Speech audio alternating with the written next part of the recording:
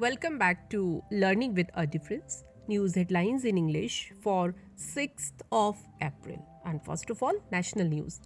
No plan to regulate AI IT ministry told to Parliament. India Japan agreed to diversify defense cooperation in new emerging domains. Steel Ministry approved 13 task forces for green steel. India will provide full support to South Sudan in ongoing political process, President Draupadi Murmu. Supreme Court refused to entertain plea of 14 opposition parties alleging misuse of central probe agencies. Padma Awards conferred on Mulayam Singh Yadav, Mahalanobis Sudha Murthy Kiravani.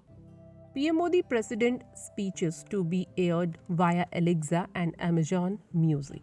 And now some international news. UN watchdog chief held talks with Russia over Ukraine nuclear power plant. Jacinda Ardern delivered final speech to New Zealand Parliament. Apple's Tim Cook urged parents to limit screen time for children. Russia summoned French diplomat over Ukraine, atrocity claimed. Japan to fund defense projects in first departure from aid rules. France Macron begin China trip with Ukraine, trade on agenda. And now some sports news. Saina Nehwal made first round exit from Orleans Master. Real Madrid earned most UEFA prize money with USD 146 million in 2022.